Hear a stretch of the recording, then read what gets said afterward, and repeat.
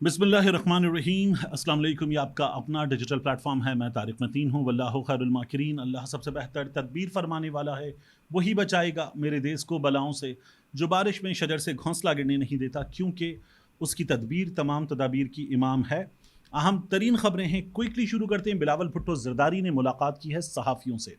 ये सहाफ़ी कौन है? ये वो सहाफ़ी हैं जो supreme court of Pakistan cover करते हैं। बिलावल भुट्टो जरदारी ने दो मजबूरियां इन सहाफ़ियों को बताई। देखिए, मैं इन दो मजबूरियों की बात करता हूं, लेकिन अगर आप देखें तो नून लीग के बारे में खबर आई कि नून लीग ने अपने कायद मियां नवाज शरीफ को बताया कि तरामीम पर फजलुर रहमान को राम करने का काम या बाकी चीज़ें इसलिए नहीं हो सकी कि जिस विफाकी वजीर को यह जिम्मेदारी दी गई थी वो नाअहल था और वो नून लीग का वजीर नहीं है। यानी बात हो रही थी मोहसिन नकवी की कि मोहसिन नकवी की नाअहली की वजह से जो करना चाह रहे थे वो नहीं हुआ। तो फिर बिलावल भुट्टो जरदारी को हमने फ्रंट पर आकर ये पूरा काम करते हुए देखा। बिलावल भुट्टो जरदारी फजलुर रहमान के पास दोबारा गए, कहा नया मुसव्वदा बनाते हैं, नया मुसव्वदा बना के तरामीम लाने की कोशिश करते हैं। और अब 3 से 4 रोज़ पहले कामरान मुर्तज़ा साहब को पीपल्स पार्टी का नया मुसव्वदा मिल चुका है। फजलुर रहमान ने कहा था ये पार्लियामेंट्री जाली, ये नहीं हो सकता। अब बिलावल भुट्टो जरदारी ने जो सहाफ़ियों को दो मजबूरियां बताई हैं वो क्या हैं? एक, बिलावल भुट्टो जरदारी ने supreme court of Pakistan cover करने वाले रिपोर्टर्स से लॉन में बैठ के बड़ी नशिस्त लगा के इंटरेक्शन करते हुए कहा है कि 25 अक्टूबर के बाद ये तरामीम मुश्किल हो जाएंगी। 25 अक्टूबर को क्या है? 25 अक्टूबर को काजी फायज ईसा रिटायर हो रहे हैं, नहीं होंगे। तो ये जो सिस्टम का बेनिफिशियरी काजी फायज ईसा को बनाया जा रहा है, एक्सटेंशन इनकी होगी, इनके साथ सिकंदर सुल्तान राजा की होगी, फिर उसके बाद आगे एक और एक्सटेंशन होगी, ये बातें की जा रही हैं। तो आपको नजर आता है कि बिलावल भुट्टो जरदारी की इस गुफ्तगू में क्या इशारा है। 25 अक्टूबर। दूसरा, बिलावल भुट्टो जरदारी ने कहा कि आईनी तरामीम अगर ना हुई तो उसके बाद पैदा होने वाले हालात किसी के कंट्रोल में नहीं रहेंगे। सीधी बात है, बिलावल भुट्टो जरदारी क्या कह रहे हैं। फिर उसके बाद सब की छुट्टी, सिस्टम लपेटा जा सकता है, ख़त्म हो सकता है सब कुछ। बिलावल भुट्टो जरदारी का अगला खदशा ये है। तो ये खदशा कितना दुरुस्त है? मेरी राय में बिल्कुल दुरुस्त नहीं है। पाकिस्तान इस वक्त दुनिया भर का जो मिजाज है, पाकिस्तान जिन ममालिक पर डिपेंड करता है बहुत से मामलात में, उनका जो मिजाज है, मुमकिन नहीं है कि हमारे यहाँ सिस्टम जमहूरियत लपेटी जा सके। इस वक्त हमारी इकॉनमी के जो हालात हैं उनमें भी मुमकिन नहीं है कि जमहूरियत लपेटी जा सके। हमारी सियासत के जो हालात हैं उनमें भी मुमकिन नहीं है। और फिर जमहूरियत लपेटने की क्या ज़रूरत है? ये जो लोग हैं, यानी बिलावल भुट्टो जरदारी, शहबाज शरीफ, MQM, इनके साथ बाप पार्टी वाले, क्या ये जमहूरियत चला रहे हैं? क्या ये हुकूमत खुद चला रहे हैं? क्या मोहसिन नकवी इनका है, औरंगजेब इनका है? क्या फ़ैसले इनके हैं? जो शहबाज शरीफ हर एक बात पे, एक एक बात पे जो किया है, आर्मी चीफ ने किया है, बता रहे हैं, क्या ये इनकी हुकूमत है? तो हाइब्रिड प्लस रिजीम में ज़रूरत ही क्या है? तो ये नहीं हो रहा। बिलावल भुट्टो जरदारी जो बात कर रहे हैं वो उनका अपना या तो खौफ हो सकता है या बनाने की कोशिश हो सकती है, और बनाने की कोशिश तो ये लोग बहुत अरसे से कर रहे हैं। तो ये इसी तरह की कोशिश है, इसके सिवा कुछ भी नहीं है। इसके बाद इमरान खान साहब का पैगाम। खान साहब ने एक पैगाम दिया है अडियाला जेल से, और इमरान खान साहब का ये पैगाम खासा तवील है। यानी मेरा ख्याल है कि इमरान खान साहब ने इतना तवील पैगाम अब तक नहीं दिया। तो पूरा पैगाम मैं नहीं पढ़ता आपके सामने, लेकिन पैगाम का जो मोस्ट इंपॉर्टेंट हिस्सा है वो मैं पढ़ देता हूँ। इमरान खान साहब कहते हैं, मैंने तारीख में काजी फाइज ईसा जैसा मुतनाज़े और बदतरीन चीफ जस्टिस नहीं देखा। एक्सटेंशन माफिया गैंग ऑफ 3 का हिस्सा है। काजी ने अपनी ज़ाती मुफाद और एक्सटेंशन के लिए आईने पाकिस्तान, सुप्रीम कोर्ट, जमहूरियत और अखलाकियात का जनाजा निकाल दिया है। काजी ने लंदन प्लान पर अमल दरामद को यकीनी बनाया है और भरपूर कोशिश की है कि लंदन प्लान के मुताबिक तहरीक इंसाफ को मुकम्मल तौर पर क्रश, तबाह किया जा सके। नवाज शरीफ के तमाम केसेस मुआफ हों और जेल में ही रहूं मैं। इमरान खान साहब कहते हैं, मैं जेल में ही रहूं। लंदन प्लान के मुताबिक काजी ने तहरीक इंसाफ को क्रश होने दिया और बिल्कुल उसी तरह खामोश रहा जैसे मगरबी ताकतें इसराइल को, अहले फ़लस्तीन को क्रश करने की खुली छूट देकर खुद खामोश बैठी हैं। अपनी तरफ से तहरीक इंसाफ को मुकम्मल क्रश करने के लिए पहले सिकंदर सुल्तान राजा को इस्तेमाल किया गया, और फिर उसके बाद इमरान खान साहब लिखते हैं, फिर काजी फाइज ईसा अपना किरदार अदा करता रहा। कमिश्नर रावलपिंडी ने इन दोनों की मिली भगत से पर्दा उठाया और सारी साजिश को बेनकाब कर दिया। कमिश्नर रावलपिंडी का हर इल्ज़ाम दुरुस्त साबित हुआ है। काजी और सिकंदर सुल्तान ने मिलकर ऐसा माहौल बनाया कि तहरीक इंसाफ को मैदान में रहने का मौका ही ना मिल सके। इंट्रा पार्टी इलेक्शन के नाम पर तहरीक इंसाफ से उसका इंतखाबी निशान छीन लिया गया। किसी भी सियासी जमात से अगर इंतखाबी निशान वापस लिया जाए तो उस जमात को कलदम ही तसव्वुर किया जा सकता है, क्योंकि उसके वोटर्स को अपना वोट कास्ट करने के लिए बैलेट पेपर पर निशान ही मुहैया नहीं किया जाता। कमिश्नर के इल्जामात के मुताबिक पहले सिकंदर सुल्तान राजा ने अपनी बदनीयती जाहिर करते हुए हमसे इंतखाबी निशान छीना और फिर काजी ने 12 जनवरी को सिकंदर सुल्तान के फैसले को तहफ़्फ़ुज़ देते हुए आखिरी कील ठोंका। जब तक उनको यकीन नहीं हुआ कि तहरीक इंसाफ मुकम्मल तौर पर ख़त्म हो गई है, उन्होंने इलेक्शन की तारीख का ऐलान नहीं किया। 8 फरवरी के इलेक्शन के मौके पर यही गुमान था कि अब तहरीक इंसाफ कभी भी जीत नहीं पाएगी, क्योंकि ज़ाहिरी तौर पर अपना इंतखाबी निशान ना होने की वजह से जमात मैदान में मौजूद ही नहीं थी। लेकिन अवाम ने इनकी तमाम तर मनसूबा साजी को नाकाम बना दिया और 8 फरवरी को एक इनकलाब आया। इमरान खान साहब का ये पैगाम बड़ा तवील है। इस पैगाम का जो दूसरा हिस्सा वो भी इतना ही तवील है, मैं पूरा पैगाम ना भी पढ़ूं, यानी मैंने अभी तक जो पढ़ा ये पैगाम का 20% हिस्सा है। आखिरी पैराग्राफ मैं इसका एक बार फिर आपके लिए पढ़ दूं। आखिर में लिखा हुआ इमरान खान साहब कहते हैं, आखिर में अली अमीन गंडापुर और बैरिस्टर गौहर के मुताल्लिक खुद से मंसूब झूठे बयानात की वजाहत पेश करना चाहता हूं। अली अमीन खान गंडापुर हमारे हीरो हैं, उन्होंने बहुत अच्छा काम किया है। उन्होंने अपनी वजारत आला की कुर्सी का लालच किए बगैर जिस तरह हकीकी आज़ादी की जंग लड़ी है वो काबिल तहसीन है। इसी तरह हमारे पार्टी के चेयरमैन बैरिस्टर गौहर अली खान ने ज़बरदस्त काम किया है। मैं उन्हें शाबाश देता हूँ। जिस तरह उन्होंने पार्टी को मुश्किल वक्त में चलाया वो लायक़ तारीफ़ व एतराफ़ है। पाकिस्तान जिंदाबाद। ये इमरान खान साहब का पैगाम है। देखिए, मैंने आपसे पहले भी कहा, कई दफ़ा इमरान खान साहब का जब जेल से पैगाम आता है हम भी गलती कर सकते, क्योंकि इमरान खान साहब जेल में बैठे हैं, उनसे मंसूब बयान गैर सियासी ताकतें खुद कई बार चलवा देती हैं, कुछ और चीज़ें चलवा दी जाती हैं और ये गलती हो भी जाती है। तो अब इमरान खान साहब ने इसकी वजाहत कर दी है। आपने देख लिया कि पैगाम कितना भरपूर है और इमरान खान साहब ने एहतजाज की एक बार फिर कॉल दी है। इस एहतजाज पर बात करते हुए मैं आपसे अर्ज़ करूँ कि हुआ क्या। मियांवाली में, बहावलपुर में और फैसलाबाद में एहतजाज था। तो सबसे पहले बात इन 3 शहरों के एहतजाज में बहावलपुर की। मुल्तान में एहतजाज था, मुल्तान में नहीं हुआ तो बहावलपुर में हो रहा था। मुल्तान के सदर खालिद वड़ाइच गिरफ्तार हुए।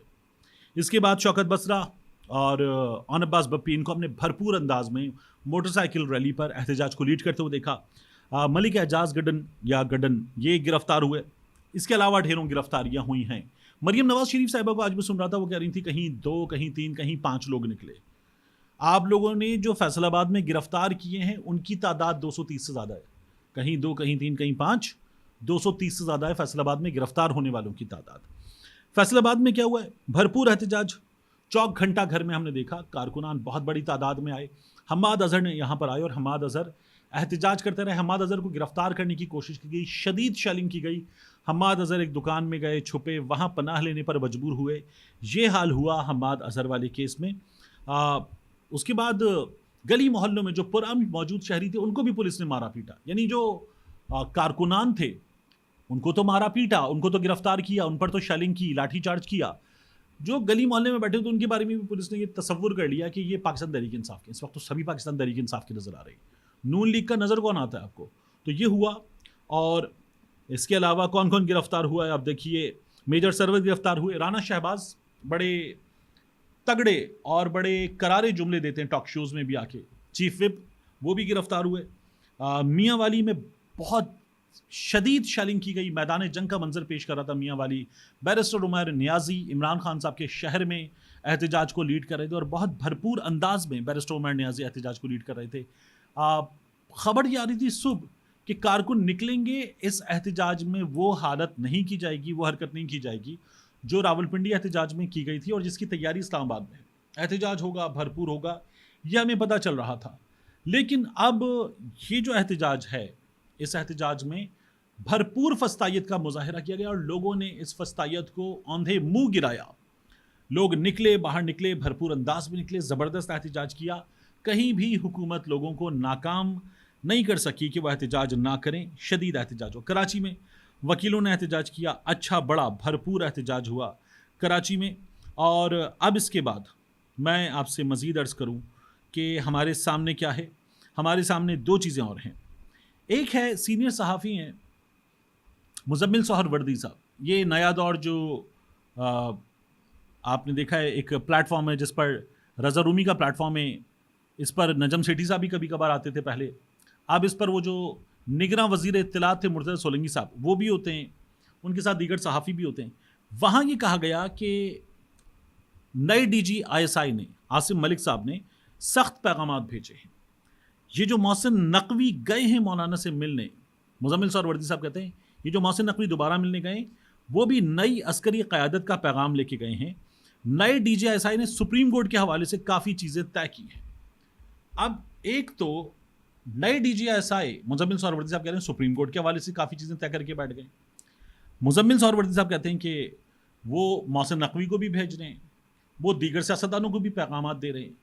तो क्या ये आसिम मलिक साहब का काम है? क्या ये DGSI का काम है? ये तो उनका काम नहीं है। मुजम्मिल सोहरावर्दी जो खबरें ला रहे हैं ये बताएं कि कहाँ से आ रही हैं, क्या कर रहे हैं, और सुप्रीम कोर्ट को भी काम कर रहे हैं, सुप्रीम कोर्ट के मामलात के हवाले से चीज़ें तय कर रहे हैं। ये तो DGSI का काम नहीं है जो मुजम्मिल सोहरावर्दी साहब बता रहे हैं, लेकिन इनका ये दावा है कि नए DGSI सब कुछ कर रहे हैं। आखिर में मियाँ नवाज शरीफ साहब की बात। मियाँ नवाज शरीफ साहब आज काफ़ी दिन के बाद नमूदार हुए। पंजाब की हुकूमत की एक तकरीब थी, उस तकरीब में मियाँ नवाज शरीफ साहब ने खिताब किया और नज़र आया कि मियाँ साहब को बड़ा गुस्सा है कि पिंडी में, लाहौर में, इस्लामाबाद में, संजानी जलसे में, उसके बाद काना जलसे में लोग बहुत भरपूर अंदाज में इमरान खान के लिए हर शहर में निकल रहे हैं। पंजाब हुकूमत को हर शहर में 2-2, 3-3, 100 कंटेनर लगा के रास्ते बंद करने पड़ रहे हैं क्योंकि लोग नहीं मान रहे। फैसलाबाद नहीं मान रहा, मियांवाली नहीं मान रहा, बहावलपुर नहीं मान रहा, लाहौर नहीं मान रहा, इस्लामाबाद, रावलपिंडी नहीं मान रहा। तो मियाँ साहब को तो इस बात का गुस्सा है, इसलिए मियाँ साहब कहते हैं कि भेड़ बकरियों की तरह उसके पीछे चलते हैं लोग। तो नफरत है, लोगों से नफरत का इजहार किया जा रहा है। उससे पूछे उस शख्स ने क्या किया है। तो मियाँ साहब लोगों से नफरत नहीं करते। आप सियासतदान हैं, यही लोग आपकी भी ज़रूरत है, तो लोगों से नफरत नहीं करते। लेकिन मियाँ साहब ने अपनी ज़रूरत बदल ली है। मियाँ साहब अपनी ज़रूरत कहीं और देख रहे हैं और उसी की बुनियाद पर मियाँ साहब को अपने ख़ानदान में ये 2 हुकूमतें नज़र आ रही हैं। फिर इमरान खान साहब के बारे में मियाँ साहब ने कई बार जेल में बैठा शख्स किया। वो ये कहते हैं कि भेड़ बकरियों की तरह उसके पीछे जो लोग चलते हैं मुझसे पूछें कि 50 लाख घर कहाँ हैं, धरनों की सियासत, और इन लोगों ने पाकिस्तान को ये दिन दिखाया है। और मियाँ साहब बार बार अवाम की तजलील करते रहे, अवामी शऊर की तौहीन करते रहे। तो 3 बार के वज़ीर आज़म बनने के बाद अगर नवाज शरीफ को ये समझ में नहीं आ रहा कि लोग अगर किसी के लिए निकलें और क्यों निकलें और उनके लिए क्यों नहीं निकले, तो फिर मियाँ साहब आपकी सियासत ख़त्म है। आपकी बेटी की सियासत भी ख़त्म है और इस वक्त भी आप वोटों पर तो बैठे नहीं हैं, आप लोग तो बूटों पर बैठे हुए हैं। तो ऐसे आप अगर समझते हैं कि आपकी हुकूमत चल सकती है तो चला लें, लेकिन ऐसे हुकूमत चलती नहीं है। फिर मियाँ नवाज शरीफ साहब ने ये भी कहा कि 1990 का मेरी हुकूमत का मोमेंटम। मियाँ साहब आप 90 की दहाई से बाहर आ ही नहीं पा रहे। ये आपकी सियासत की नाकामी की सबसे बड़ी वजह है। आपको इससे बाहर आना चाहिए और अपनी सियासत को भी इससे बाहर लाना चाहिए। मियाँ साहब ने कहा हमने खिदमत की सियासत की। लोग पूछ रहे हैं किसकी खिदमत मियाँ साहब? आपने पिंडी की खिदमत की है, इस्टेब्लिशमेंट की खिदमत की है। आज आप मुसलसल 5 जजेस की बात करते रहे। कल गुजरांवाला में आप बात करते थे जनरल बाजवा की, जनरल फैज़ की। 18 सितंबर को, ज़्यादा दूर नहीं, 18 सितंबर को पिछले साल पाकिस्तान वापस आने से पहले आप कह रहे थे फैसला होगा, मिट्टी पाव नहीं चलेगा, जनरल फैज़, जनरल बाजवा का नाम लेकर। उसके बाद आपके मुंह से एक बार भी फौज के जर्नैलों का नाम नहीं निकला मियाँ साहब। इसीलिए लोग नहीं निकलते। लोग किसके लिए निकलते हैं? जो जेल में बैठ गया, फैसला करके बैठ गया। आप मियाँ साहब पतली गली से निकल गए। कभी आप जद्दा निकल गए, कभी आप लंदन निकल गए, अब भी आप निकलने की तैयारी कर रहे थे। इसलिए लोग आपके लिए नहीं निकलते। मिलते हैं इंशाल्लाह आपसे अगली वीडियो में।